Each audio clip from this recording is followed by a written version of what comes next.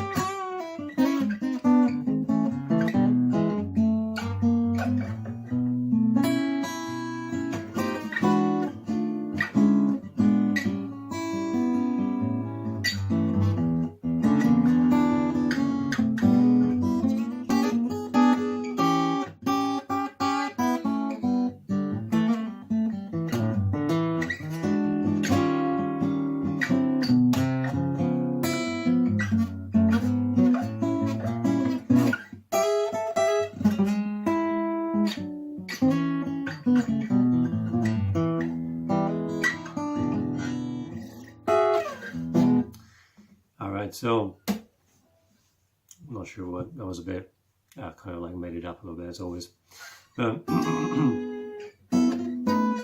I wanted to talk a little bit about something that a lot of students say when they get to that stage of, I know to play a bit of pentatonic, and they seem to get stuck for quite a while on the pentatonic because it's such a,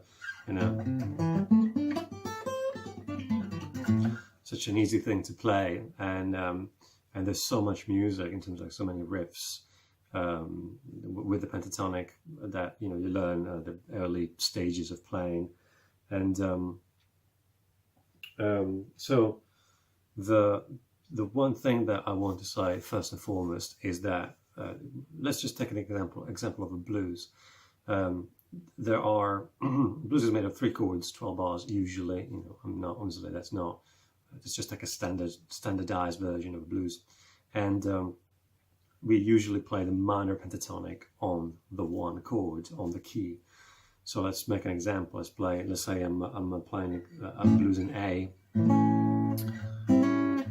So it's A, D, and E for the 3 chords, and I will play a pentatonic, the A minor pentatonic. So I'm going to go pick.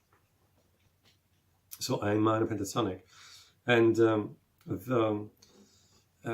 few things. First of all, if you want to get out of that habit of playing the minor pentatonic, if it's a major blues, as opposite as a minor blues, you can also use the major pentatonic. And the first trick that everybody learns right away is to play that shape, starting 3 frets down, starting from your little finger. You can play most of the same phrases, so if I'm playing...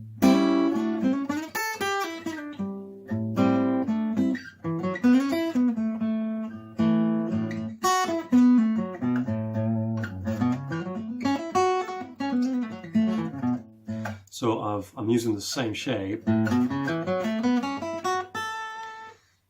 3 frets down, and I have my, my A major pentatonic that works as well. Now, obviously, that's the very, very basics. In terms of step 2 would be learning more phrases from different styles. And again, if we're talking about the blues, just listen to different blues players. B.B. King would play a blues in a way. Actually, B.B. King uses a lot of major pentatonic. Let's say, if I was in A, the classic, and I'm not great at copying, making sound alike of other guitarists, but B.B. King will probably play.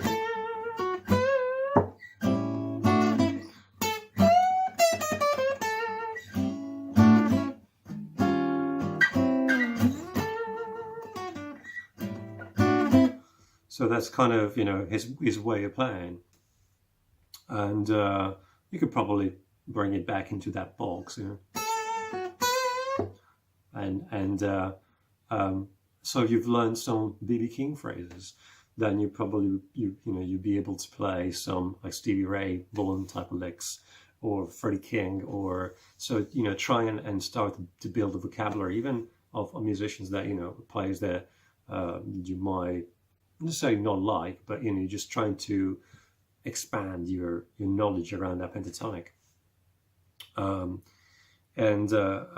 Then so step 2, learn more phrases from different styles, and again that would kind of take you slightly out of that pentatonic, get slightly different versions of that pentatonic thing. Then another idea is to play with rhythm, meaning like if you know a phrase starts from a different point, and again we're still using the same material. Another, you're tied to the pentatonic thing, and the whole point is to get out of that, but we will get there. So let's say I know a pentatonic phrase, and let's say, and that's my pentatonic, A minor pentatonic, and it starts 3, 4, 1. So on the end of 1, on the first A note, after the 1. So let's start on the 2. 3, 4, 1. I start on the end of 2. 1, 2. So it'd be 1, 2. So you know that you're starting to shift that phrase around. So you have automatically more phrases with the same material, and that will take you to different places. It might make you change the end of the phrase. It might change the end of that bit of information you use to the pentatonic information. Well, now let's start to actually get away from the pentatonic. So the first thing is actually to learn like a major scale, okay? And we will use, let's take the blues again, and we will use a version of that, a mode, if you know what modes are. But let's say we're in A, and let's just play A major, Okay, that's a major scale. The blues, in this case, we're talking about blues. Blues uses a dominant chord, which is a fifth, is built on the fifth mode of the scale. For those, surely you know it, it's called Mixolydian. If you go on my website, or trueguitarist.com, there's an explanation of all this. And so that would be the originated scale would be D major. And if I start from A, okay, I have the Mixolydian scale. And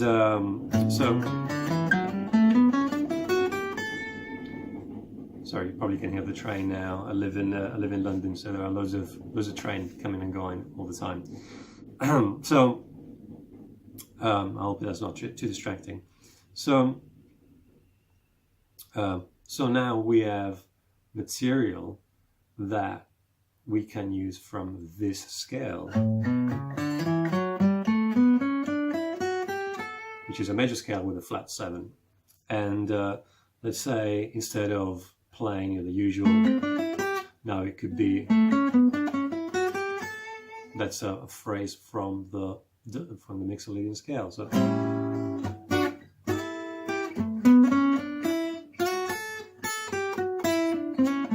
okay, and a lot of this actually comes from underlying or like targeting notes from a chord. So let's say if you know the A7 chord is this shape, I know that a lot of this will, or let's play A7 in this way, like a bar chord with the 7th up here, the G up here.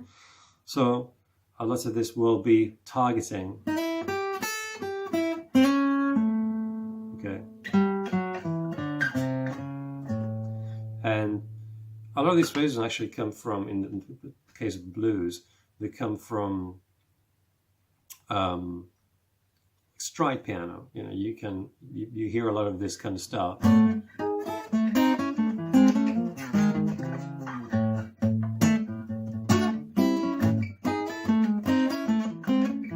of double stops, okay. So I can do the same thing with single lines. It's more that style of like R&B happy blues. Okay. I like Zydeco. You know, check out Zydeco. You know, it's kind of bluesy, but you know, more of a kind of a rumba Southern American kind of.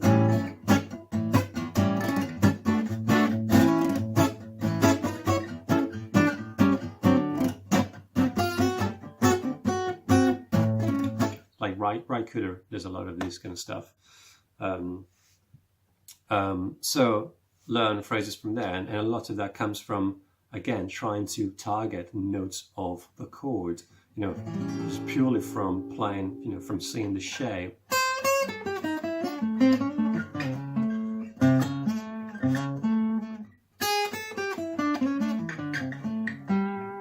Okay.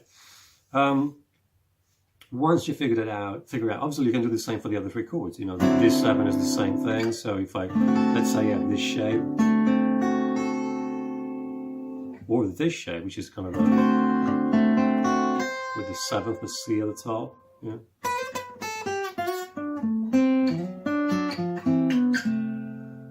So you have all these phrases that come more from the Mixolydian, you know, major harmony, not necessarily pentatonic or blues harmony.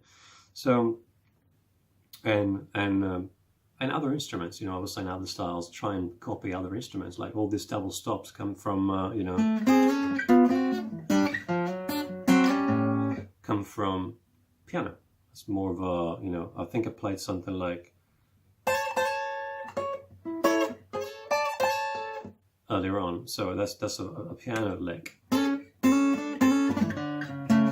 It's kind of like a piano roll. So the next step would be, you know, to start going into jazz and chromaticism, and this is where players like Robin Ford and, you know, those guys, and probably more modern guys. Let me think of a few names. Scott Henderson. Let me think of.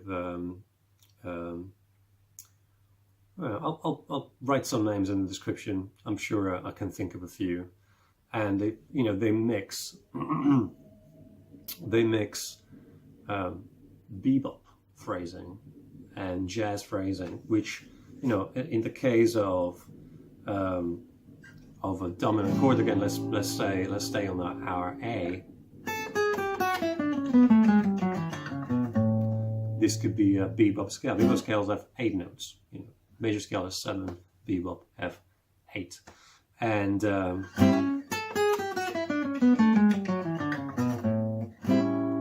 again, you know, I always talk about scales and chords and stuff like that because obviously I want to, you know, communicate and analyze them, or analyze them to communicate them. But at the end of the story, it's always better to go and listen from the original, you know, players. And a good example would be Wes Montgomery. For blues especially, you know, amazing phrases, or Joe Pass. You know, Joe Pass is as, you know, as clean bebop as, you know, there are no throwaway notes.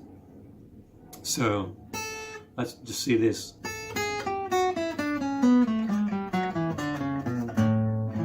You know, that would be a bebop scale in A, and, you know, a phrase would be.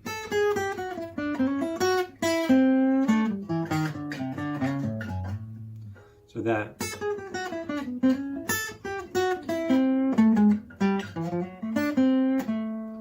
so these are phrases that are, you know, borrow more the feel from jazz, so to speak. Okay, so start another, another notebook, another folder on that.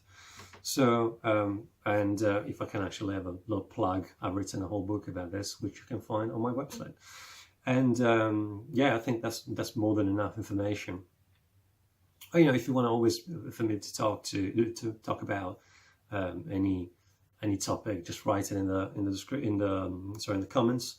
And I want to try and keep going with these kind of vlogs. It's much easier. I think it's I'm not amazing at editing videos and making them really, cool, but probably I want to keep putting information out and have some more, some more videos on the website, trueguitarist.com, and keep them more informal, so to speak.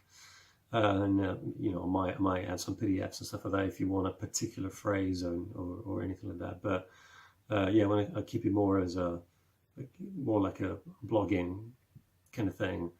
And obviously I will add some links at the bottom of this video, in the description of this video, where you can make a donation to the website and keep it going. And donation is not, you actually will get stuff for your donation. There are backing tracks, books, ebooks, all sorts. There's loads of stuff. It's stuff that will keep you, especially if you like this stuff or like modern blues, will keep you busy for quite a while. So it's not it's not a donation that is goes to nothing. You will get stuff from it for it. And I'll do Skype lessons as well.